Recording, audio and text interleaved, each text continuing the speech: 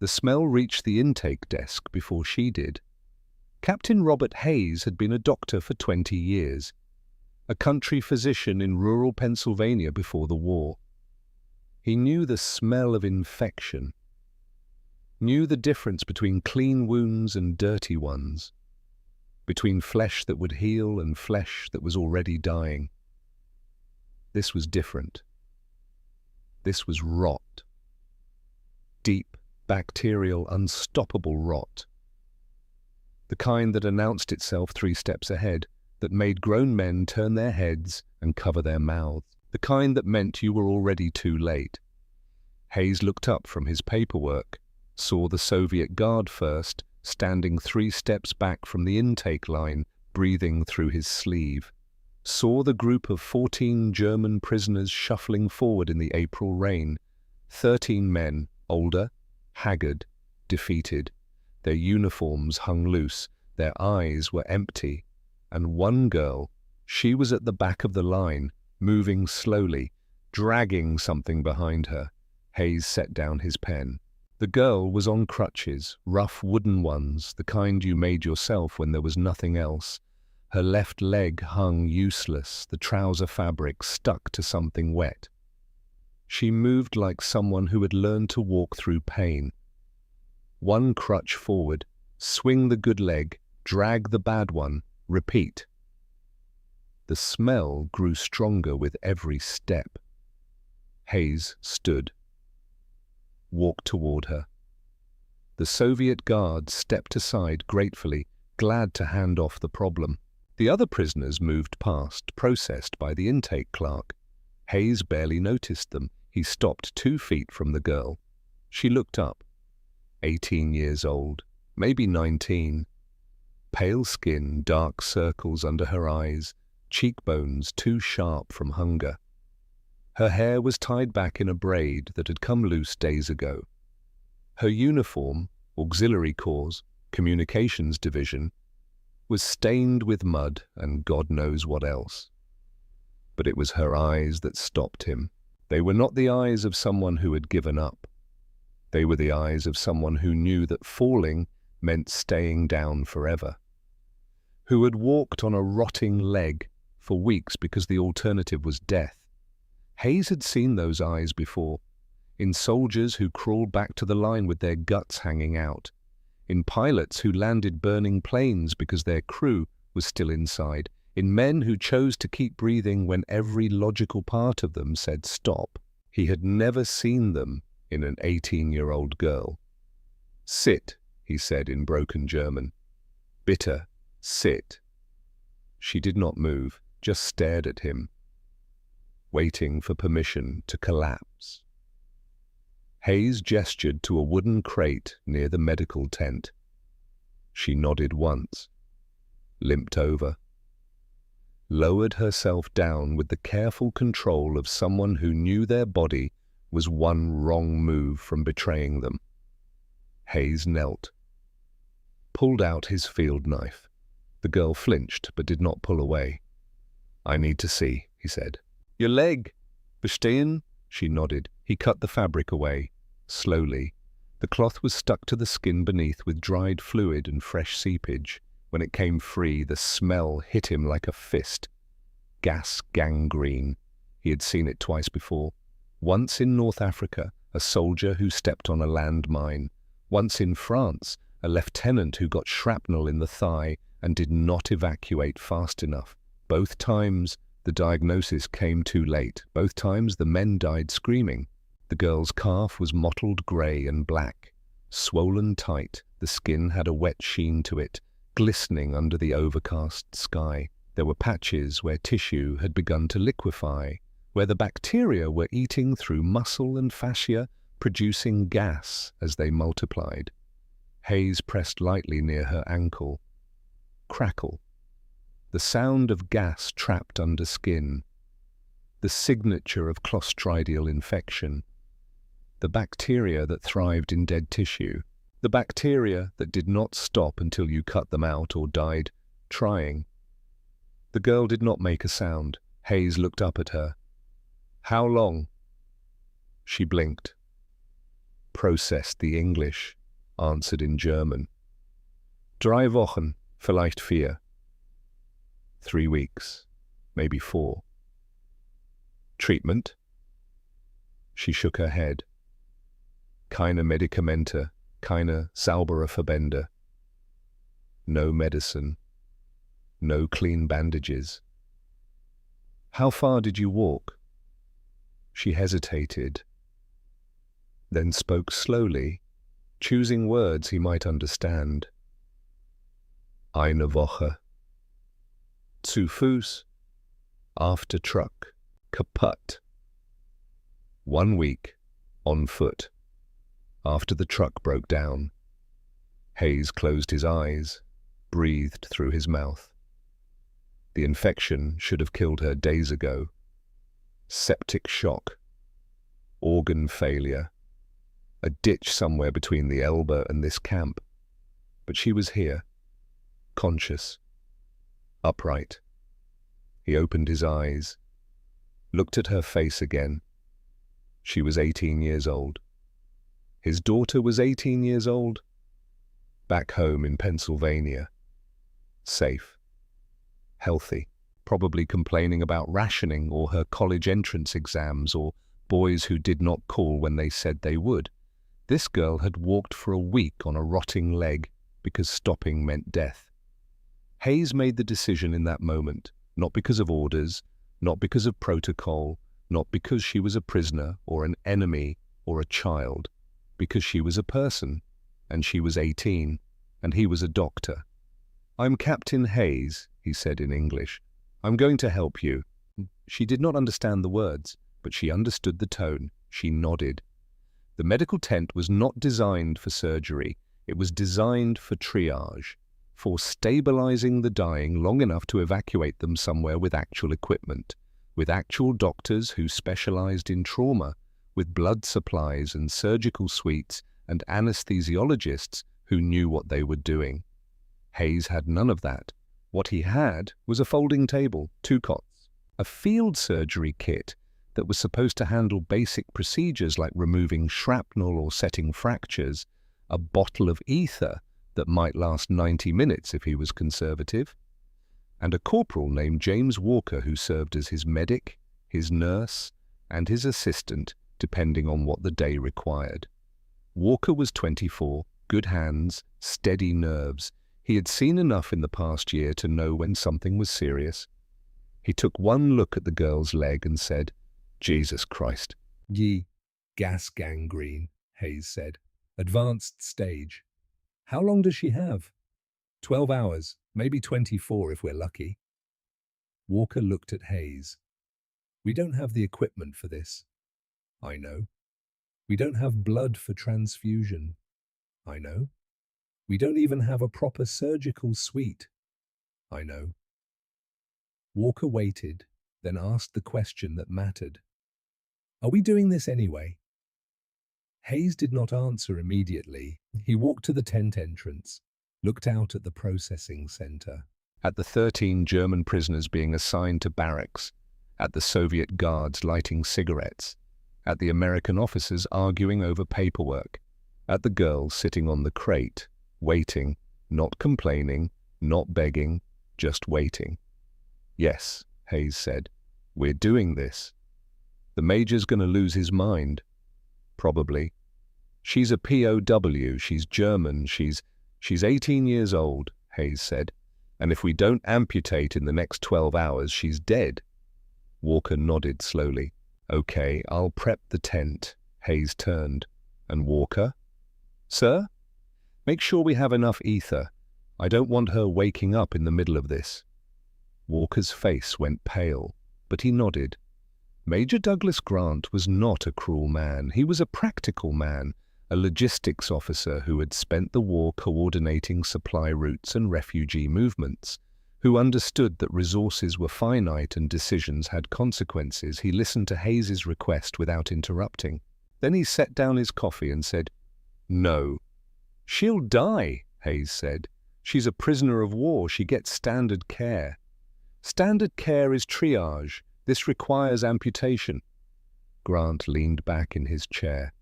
Captain, do you know how many wounded we processed through here last month? 270. Do you know how many supplies we have left? Not enough. Do you know how many questions I'll get from Washington if a German POW dies on an operating table while American soldiers are being evacuated to field hospitals? She's not a combatant. She's an auxiliary clerk, 18 years old. She's the enemy. Hayes felt something tighten in his chest. She's a kid.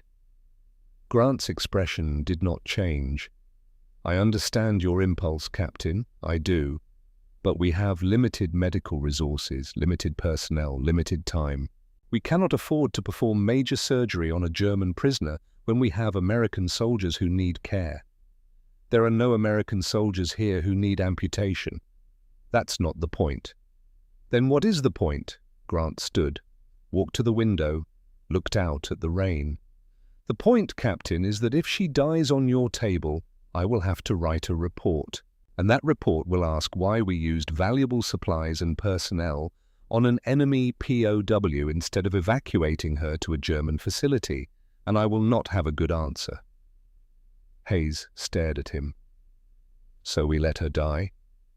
We follow protocol. Protocol says she gets the same standard of care as anyone else. I'm a doctor. My standard of care is to save lives. Grant turned. Even enemy lives? Especially enemy lives. That's the whole point of the Geneva Convention. The Geneva Convention also says POWs are the responsibility of their capturing power. The Soviets captured her. Let them handle it. The Soviets handed her to us. Then we hand her to the Germans.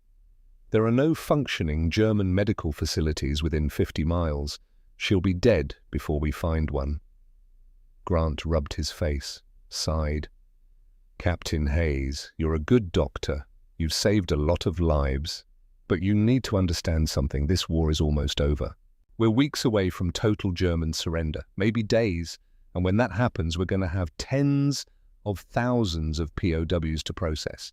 Tens of thousands of refugees, displaced persons, orphans, people who need food, shelter, medical care. We can't save everyone. I'm not asking to save everyone, I'm asking to save one girl. Why her? Hayes did not have a good answer. Because she was young? Because she reminded him of his daughter? Because she walked on a rotting leg for a week and never once asked for help? Because she was a person and that should be enough? He said the only thing he could. Because I can. Grant looked at him for a long time. Then he said, if you do this, you do it on your own authority. You write the order. You sign it. You take responsibility. And if she dies, that's on you. Understood? Hayes nodded. Understood. And Captain? Sir? If this goes wrong, I can't protect you. I know. Grant sat back down, picked up his coffee. Then do what you think is right, and God help you if you're wrong. Hayes returned to the medical tent, found the girl still sitting on the crate, still upright, waiting for permission to stop fighting. Walker was boiling instruments in a steel pot, setting up lamps, laying out towels, moving with the efficient precision of someone who had done this 100 times before. Hayes approached the girl, knelt so they were eye level. I need to remove your leg, he said in broken German. Below the knee. Verstehen? She looked at him, did not flinch. Ich sterbe. Will I die? Hayes wanted to lie, wanted to tell her that everything would be fine, that modern medicine was a miracle, that she would survive and recover and go home to whatever was left of her life. But he had learned a long time ago that soldiers could smell lies, that they trusted you more when you told them the truth, even when the truth was terrible. I don't know, he said. Maybe. The surgery is dangerous. You've lost a lot of blood, you're malnourished, you're dehydrated, the infection has spread. If I don't operate, you'll die within days. If I do operate, you might die on the table, or after, from shock, from blood loss, from complications I can't predict. She listened. Processed, then asked, and when ich lebe? And if I live? Hayes hesitated. If you live, you'll have one leg. You'll need crutches, or a prosthetic if you can find one. Your life will be harder. Smaller, different, she nodded. Looked down at her ruined leg, then back at Hayes. Kann ich einen Brief schreiben? She asked. Vorher? Can I write a letter? Before? Hayes felt something crack inside his chest. Yes, he said. Of course. Walker handed her a pencil and a scrap of paper. She took them with trembling hands, bent over the paper, wrote slowly, carefully, in neat script that shook at the edges. 4 lines. She folded the paper twice, held it out to Hayes. Für meinen Vater, she said, wenn ich sterbe. For my father, if I die. Hayes took the letter. Did not ask who her father was. Did not ask if he was alive. Did not ask what it said. He put it in his jacket pocket. I'll make sure he gets it.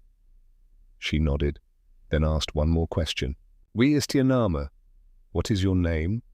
Robert Hayes. Ich bin Catherine, she said. Kate. Hello, Kate. Danke, Dr. Hayes.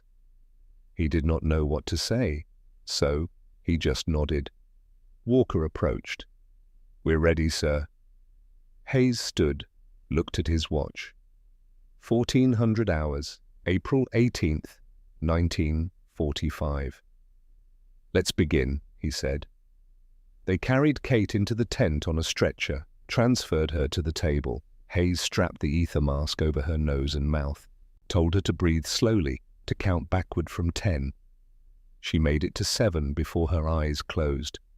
Hayes picked up the scalpel, marked the cut line 4 inches below the knee, then looked at Walker. You ever done this before, sir? Walker asked quietly. Once, Hayes said. North Africa. The patient lived for 3 days, then died from shock. What are her odds? 30%, if we're lucky. Walker swallowed. And if we're not? Hayes did not answer. He pressed the scalpel to Kate's skin. Record the time, he said. 1400 hours. Amputation begins. And he cut.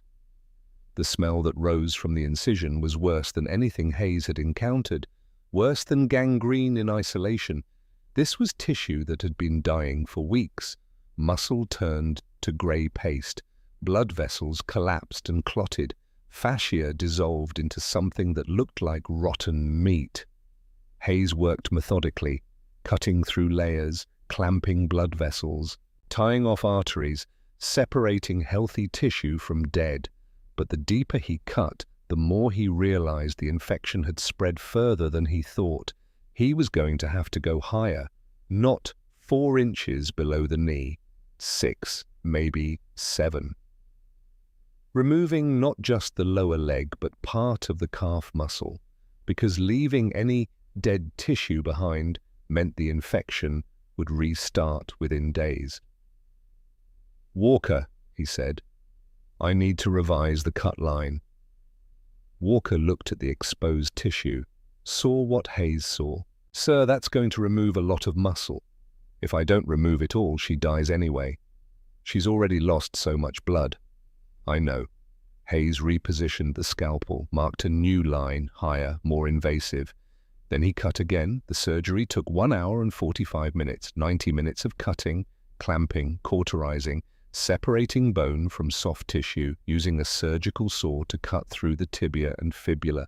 The sound filled the tent, a grinding metallic scrape that made Walker turn his head.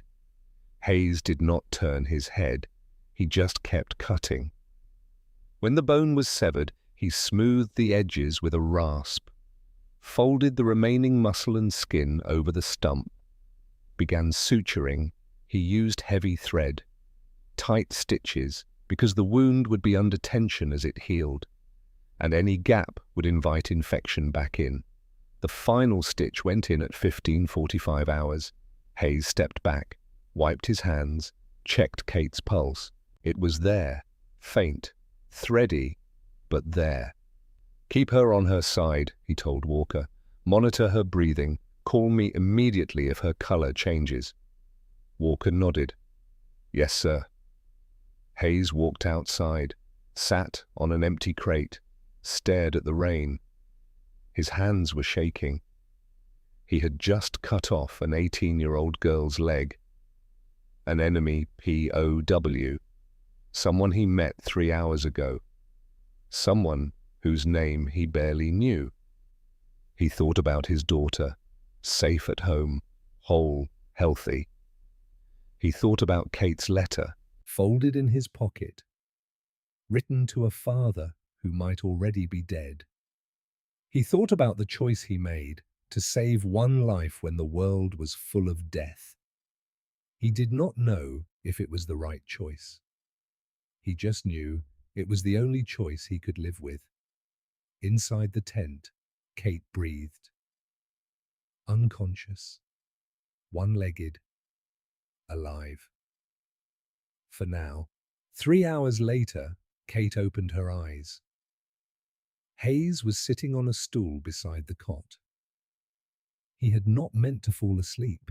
but exhaustion had taken him somewhere between checking her pulse for the 15th time and watching the rain through the tent flap. He jerked awake when she moved. Her eyes were open, staring at the canvas ceiling, not focused, not entirely present, but conscious. Walker appeared at Hayes's shoulder. "Sir, she's awake." Hayes leaned forward. "Kate?" No response, just that empty stare at the ceiling. Then her eyes shifted, moved down, to the blanket covering her body, to the place where her left leg should have been, to the flat space where nothing was. She did not cry, did not scream, did not make a sound. She just closed her eyes again. Hayes watched her face, waiting for something, grief, anger, terror. The reactions he had seen in soldiers who woke up missing pieces of themselves. The bargaining, the denial, the rage at God or fate or the doctor who saved them. Kate gave him nothing, just closed eyes, steady breathing, the expression of someone who had already accepted the worst before it happened. "Kate," Hayes said quietly, can you hear me?" "Nothing." He checked her pulse, still weak, still thready, but regular. He checked the stump, some seepage through the bandages, normal, no bright red blood, no arterial bleeding, no smell. That last part was the most important. If the gangrene was truly gone, the smell would not come back. If it did come back, then the infection was deeper than he thought. And the only option left was a higher amputation or palliative care. Hayes stood, spoke to Walker. "Keep her comfortable, monitor the wound. If the fever spikes above 103, wake me immediately." Walker nodded. "Yes, sir." Hayes walked to the tent entrance, stopped, turned back. Kate's eyes were still closed, but he could see her breathing, could see her chest rise and fall, could see the muscle tension in her jaw, the way her right hand gripped the edge of the blanket. She was not asleep. She was choosing not to look at what she had become. Hayes understood. He had seen it before. The moment when a soldier realizes that the war has taken something permanent, something that will not grow back, something that will follow them home. He left her to that realization. There was nothing he could say that would make it better. The first day was fever. It came in waves. Kate's temperature spiked to 102, then dropped, then spiked again. Hayes treated it with cold compresses and aspirin, with water forced between her lips in small sips, with vigilance. She drifted in and out of consciousness. Sometimes her eyes opened, sometimes they stayed shut. She never spoke. On the second day, she vomited. Twice. A side effect of the ether, of the trauma, of a body trying to process what had been done to it. Walker held her upright. Hayes held a basin. She retched until there was nothing left, then dry heaved until her ribs ached. When it was over, she collapsed back onto the cot, eyes closed, face pale. Hayes wiped her mouth with a damp cloth. "You need to drink," he said in German. "Trinken, bitter." She did not respond. He held the cup to her lips anyway, tipped it, let water touch her mouth. She swallowed reflexively, then turned her head away. Hayes set the cup down, looked at Walker. She's shutting down. She's in shock, sir. I know, but if she doesn't eat, doesn't drink, doesn't engage. Hayes did not finish the sentence. He did not need to. They had both seen soldiers die from wounds that should not have killed them, because they gave up, because the fight left them, because surviving was harder than dying. Hayes checked the stump again. Still no infection, still healing. The flesh was pink, the stitches were holding, the tissue was regenerating. Kate's body was doing its job, but her mind had gone somewhere else. On the third day, the fever broke. Hayes checked her temperature at 0600 hours, 99.1, almost normal. He exhaled, allowed himself the smallest moment of relief. Walker brought breakfast, weak broth, a piece of bread. Hayes set it on the table beside Kate's cot. "Essen," he said, you need to eat." Kate's eyes opened, looked at the food, then at Hayes, then at the ceiling. "9," she said quietly. No, it was the first word she had spoken since the surgery. Hayes sat down on the stool. "If you don't eat, you'll die. The surgery won't matter. The amputation won't matter. You'll die from malnutrition and weakness. Is that what you want?" She did not answer. Hayes tried again. "You survived 3 weeks on a rotting leg. You survived the surgery. You survived the fever. Don't quit now." Still nothing. Hayes felt frustration rising, then pushed it down. She was 18. She had lost her leg, her family, her country, everything that made her who she was. Of course she did not want to eat. He stood, walked to the tent entrance, stood with his back to her. "I had a daughter," he said in English, knowing she would not understand the words, but needing to say them anyway. "She's 18, like you, safe at home, healthy.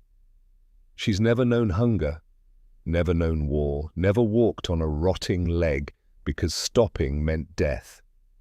He paused.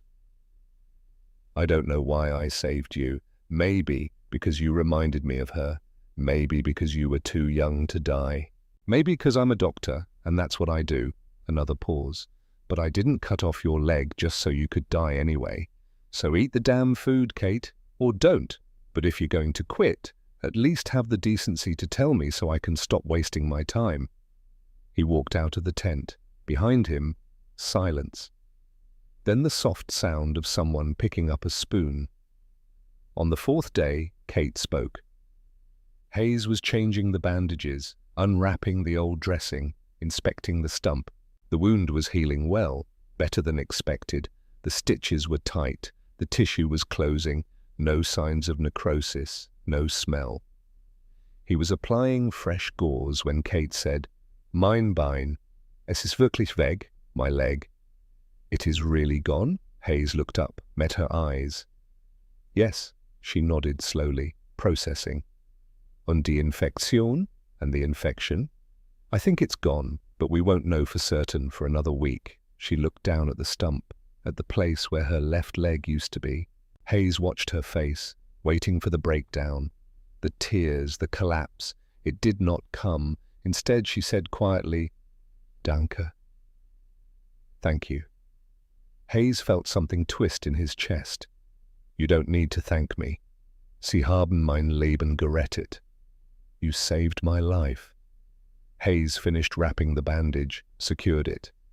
"You saved your own life. You walked on that leg for a week. You stayed conscious. You didn't give up." "I just removed the part that was already dead." Kate looked at him. "Warum?" "Why?" Hayes did not know how to answer. "Because you were dying? Because I had the skill to help? Because letting you die felt like surrender?" He settled for the truth. "Because I could." Kate's eyes searched his face, looking for something. Doubt, maybe. Regret. The realization that saving her had been a mistake. She must have found something else. Because she nodded, then turned her face to the tent wall. The conversation was over. That night, Major Grant came to the medical tent. Hayes was sitting outside, smoking a cigarette he had bummed off Walker, watching the stars through breaks in the clouds. Grant stopped a few feet away, hands in his pockets. "How's the patient?" "Stable. The infection is clearing. The stump is healing." "Good. Then we can transfer her." Hayes looked up. "Transfer her where?" "To a displaced persons facility or a German POW camp. We're not equipped for long-term medical care." She can't walk." "Then she can use crutches."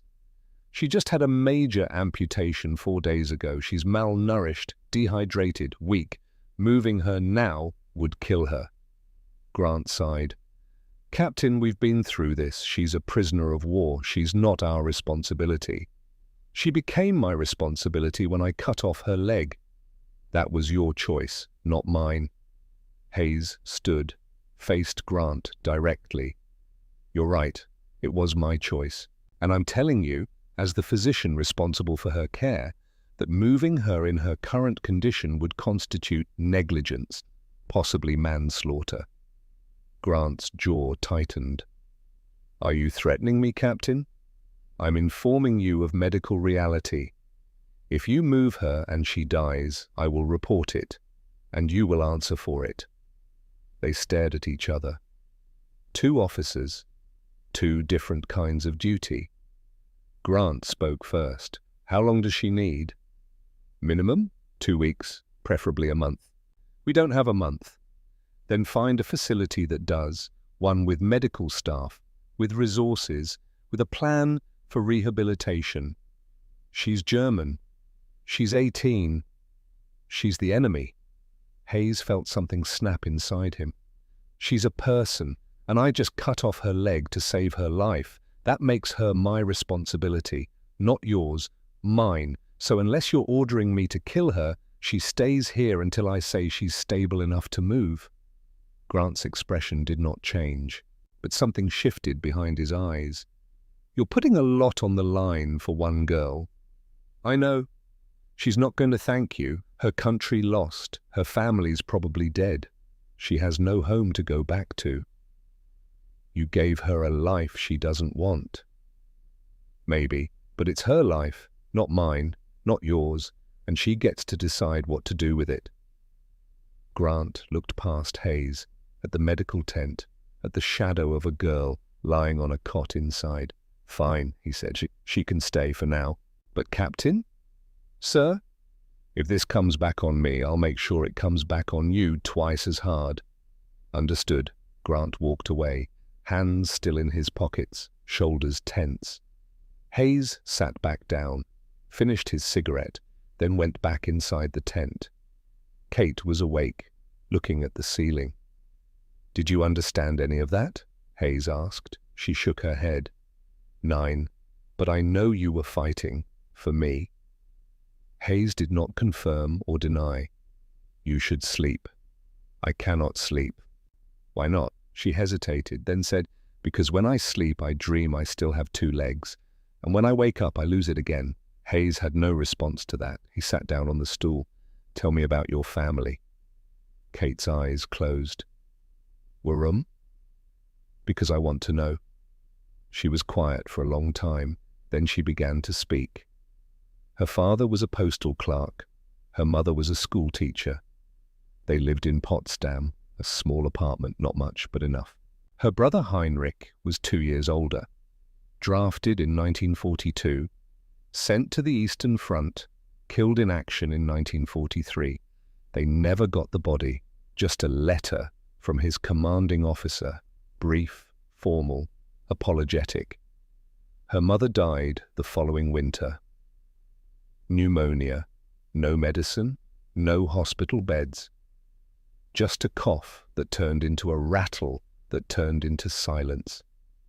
Her father tried to keep working, keep living, but when the Soviet army entered Potsdam in April 1945, he disappeared. Kate did not know if he fled, if he was arrested, if he was killed. She did not expect to find out. In 1944, when Kate was 17, she was recruited into the Nachrichtenhelferin, the female auxiliary communications course. They needed operators, switchboard clerks, message relays, girls who could follow orders and keep secrets. Kate was good at both. She worked in a regional headquarters near Berlin, operating telephone lines, relaying coded messages, managing communication logs. It was not combat duty, but it was essential. And by 1945, the German military was so depleted that auxiliary units were being moved closer to the front lines.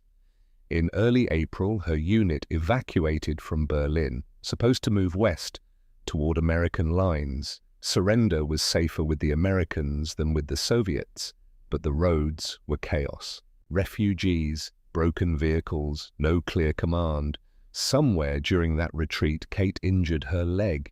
She did not remember the exact moment, just stepping off a truck, catching her boot on something sharp, feeling a quick, burning pain.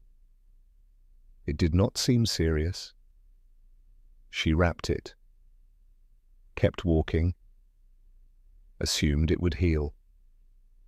Infections do not wait for assumptions. Within days, the wound was red and swollen. Within a week, it was leaking pus. Within 2 weeks, the skin had turned grey, and the smell made people step back when she passed. A nurse tried to clean it, but there were no antibiotics, no proper bandages, no time to rest. The unit kept moving, and Kate kept moving with them, because falling behind meant being left behind. On April the 16th, her unit was intercepted by a Soviet patrol near the Elbe River. The men were separated, marched east. The women were held in a bombed-out school, then transferred to a Soviet processing point, then handed over to American forces as part of a prisoner exchange. By the time she arrived at the American camp, she had been walking on the infected leg for more than 3 weeks. The gangrene had set in. The bacteria were producing gas faster than her body could absorb it. Her immune system was losing, and yet she was still alive, still conscious, still standing on crutches at an intake desk, still waiting for permission to stop fighting. Kate finished speaking, opened her eyes, looked at Hayes.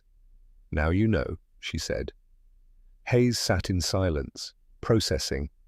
A girl who lost her brother, her mother, her father, her leg, her country, everything. And she was still here, still breathing, still choosing survival. He thought about the letter in his jacket, the one she wrote before surgery, the one meant for a father who was probably dead. "Kate," he said, "the letter you wrote before the surgery, do you still want me to send it?" She looked at him for a long moment. "Can you read it?" "I don't speak German." "Then find someone who does and read it. I want you to know what I wrote." Hayes nodded. "I'll find a chaplain." The chaplain's name was Father Sullivan, an older man, Irish-American, spoke German from growing up in a neighborhood full of immigrants. He came to the medical tent 2 days later, sat beside Kate's cot, read the letter aloud, first in German, then translated into English for Hayes. "To my father, if you are alive, I do not know where you are or if you will ever read this. I am in an American camp and I am very sick. They are going to take my leg. I wanted you to know that I tried to stay strong the way you taught me. I do not know what happens after this, but I wanted to say that I am not angry. I am just tired. If I do not survive, please know that I thought of you and Mama and Heinrich at the end. If I do survive, I will find you. I promise. Your daughter, Kate." Father Sullivan's voice cracked on the last line. He folded the letter, handed it back to Hayes. Hayes looked at Kate. "You still believe you'll find your father?" "No," she said quietly. Then why did you write it? Because when I wrote it, I believed. And that belief was enough to get me through the surgery. Hayes felt his hands shake. And now? What do you believe now? Kate met his eyes. Her voice was steady, clear. I believe I will survive. Because I have survived everything else, and stopping now would make all the pain meaningless. Hayes did not know what to say, so he said nothing. He just folded the letter, put it back in his jacket pocket, and made a decision. Kate was not the enemy. She was not a POW. She was not a problem to be processed. She was a person. An 18-year-old girl who walked on a rotting leg for a week because stopping meant death, who lost everything and chose survival over surrender. And Hayes would make damn sure she survived, not because of orders, not because of duty, because it was the right thing to do. May 8th, 1945. The war in Europe ended at 2:30 in the afternoon. News came over the radio, crackling, distant. A BBC announcer reading a statement from General Eisenhower. Unconditional surrender. Germany defeated. Victory in Europe. The camp erupted. Soldiers cheered, shook hands, embraced. Someone found a bottle of scotch and passed it around. Another soldier rigged a loudspeaker to play a scratchy recording of the American national anthem. The sound echoed across the processing center, over the barracks, over the intake desks, over the medical tent where Kate lay on her cot. Hayes stood at the tent entrance, listening, feeling nothing. He should have felt relief, joy. The knowledge that the killing was finally over, that he could go home, see his daughter, resume his life. Instead, he felt exhausted. Behind him, Kate's voice. Quiet. Was ist los? What is happening? Hayes turned. She was sitting up. Had been practicing that for days. Building the strength to hold herself upright without help. The war is over, Hayes said in German. Der Krieg ist vorbei. Kate looked at him. No expression. Ich verstehe. I understand. Walker appeared in the doorway, grinning, half drunk. Captain, did you hear? It's over. We won. Hayes nodded. I heard. Walker looked past him at Kate. His grin faded. Oh, sorry. I didn't. It's fine, Hayes said. Walker hesitated, then addressed Kate directly. Do you understand? The war is over. Kate looked at him. Yes, I understand. Are you relieved? Kate's expression did not change. The war has been over for me since I lost my leg. Walker's face went pale. He mumbled an apology and left. Hayes sat down on the stool beside Kate's cot. He meant well. I know. Nay, it must be difficult, hearing them celebrate. Kate looked at her hands.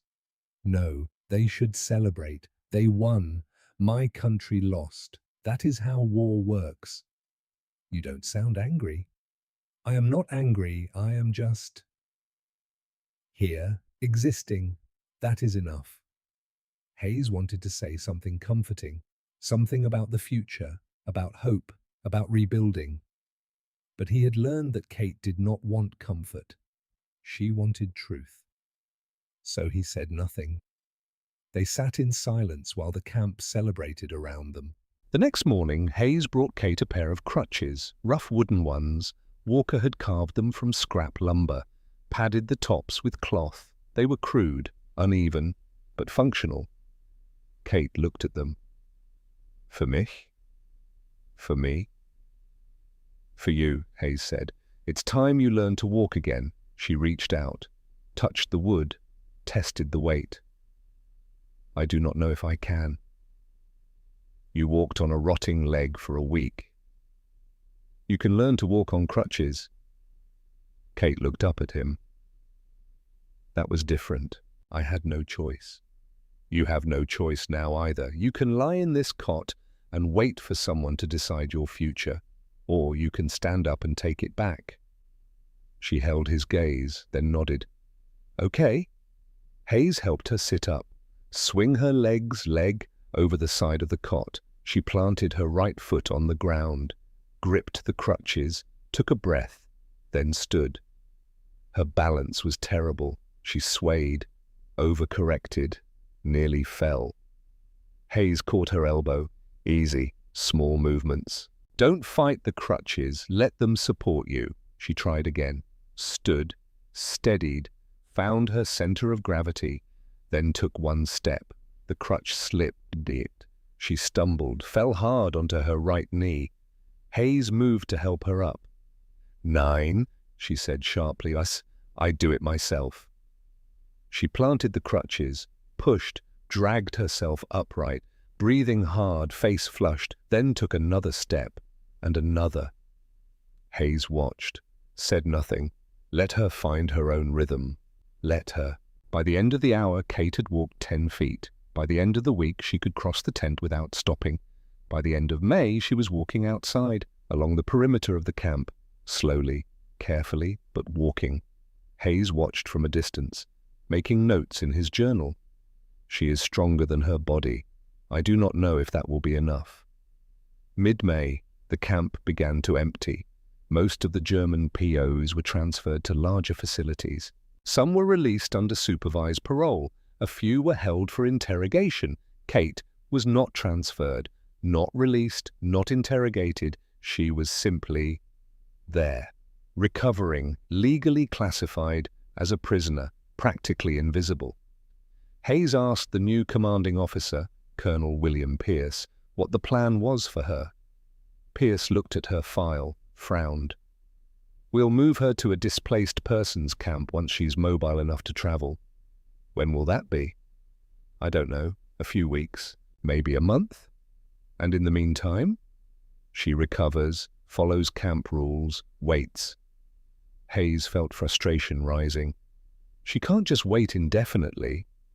She's a POW captain. Waiting is what they do.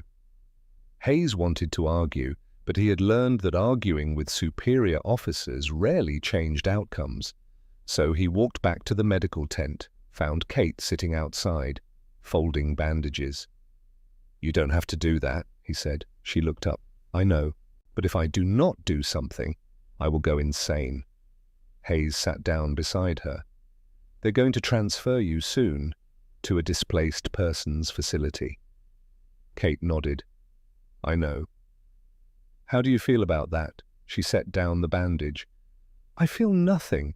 I go where they send me. I do what they tell me. That is my life now. It doesn't have to be.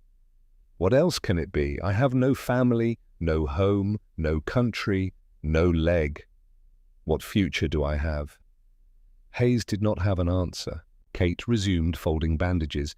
It is fine. I am alive. That is more than many can say. By late May, Kate had become essential to the camp's daily operations. She helped the medics sort supplies, translated when German-speaking prisoners needed medical attention, wrote letters for prisoners who could not read or write, organized files, cleaned instruments. Nobody asked her to do any of this. She just started doing it, and after a while people stopped questioning it. Walker told Hayes, "She's the hardest working prisoner in this camp, even with one leg." Hayes nodded. That's because she knows what happens to people who aren't useful.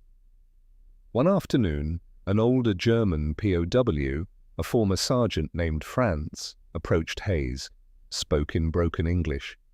Why you waste resources on girl who is useless? Hayes looked at him. What did you say?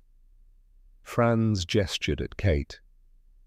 She was across the yard, on crutches, carrying a stack of folded bandages to the supply tent. She has one leg, Franz said. Cannot fight, cannot work hard. Why Americans keep her? Waste of food, waste of space.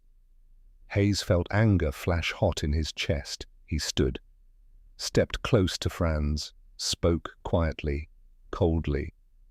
Listen very carefully. That girl walked on a rotting leg for 3 weeks because stopping meant death. She survived an amputation that should have killed her. She learned to walk again in less than a month. She works harder than half the men in this camp, and she does it without complaining, without asking for special treatment, without giving up. He paused, let the words sink in. That's not useless, that's strength. And if you can't see that, then you're the one with no future. Franz's face reddened, but he said nothing, just turned and walked away. Hayes sat back down, hands shaking. He had just defended a German POW to another German POW, had just called her strong, admirable, worth protecting.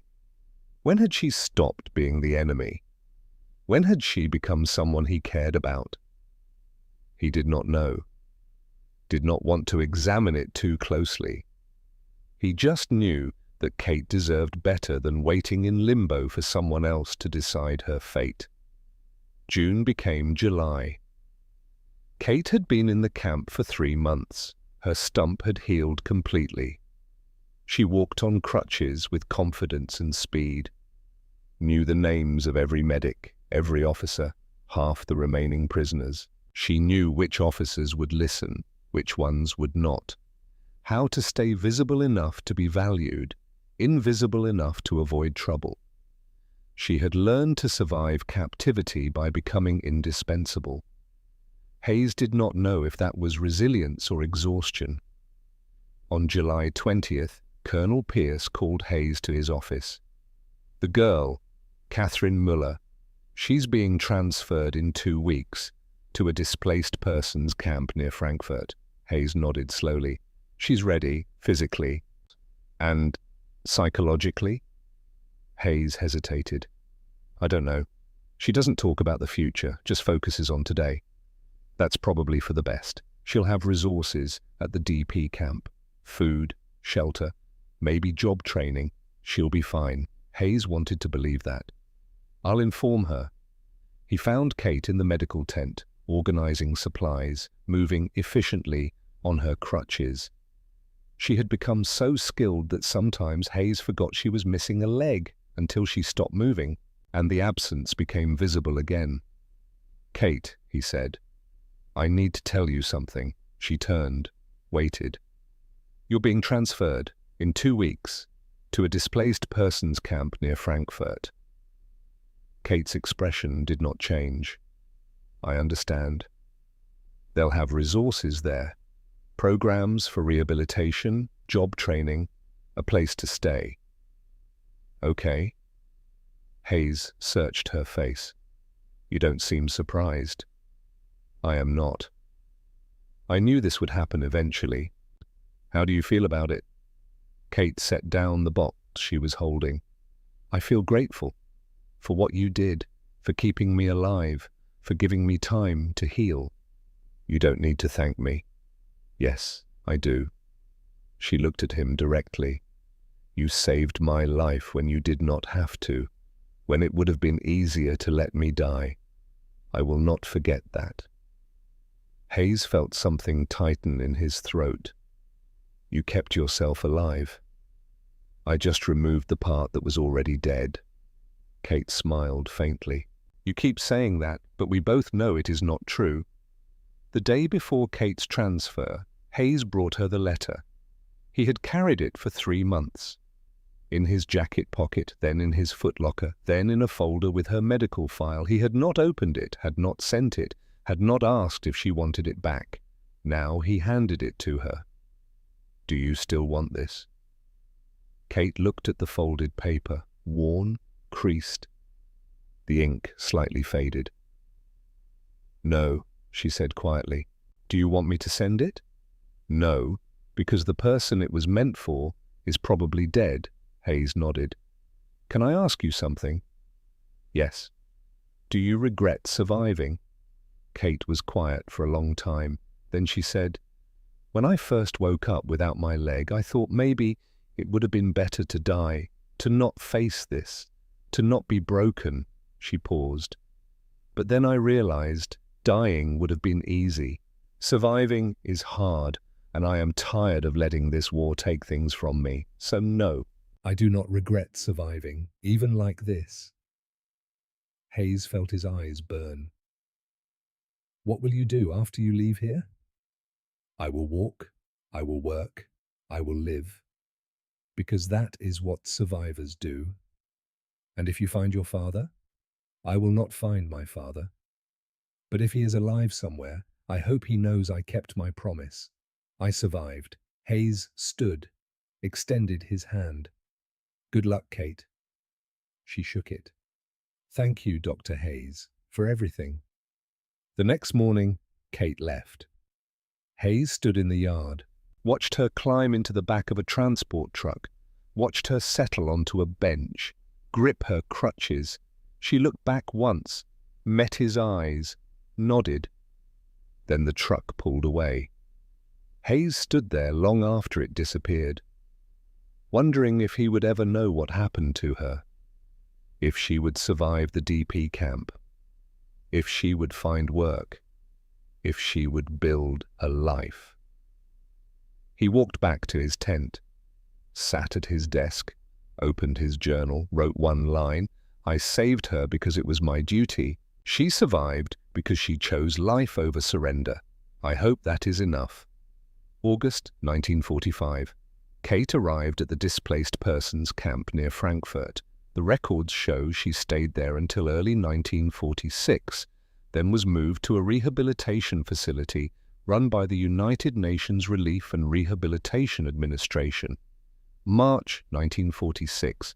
She was fitted with a basic prosthetic leg, crude, heavy, painful, but it allowed her to walk without crutches. Late 1946. She married a factory worker named Joseph Weber, took his name, found work as a clerk at a textile factory in Munich. Hayes did not know any of this, not until 1947, when he received a letter, postmarked Munich, addressed in careful handwriting.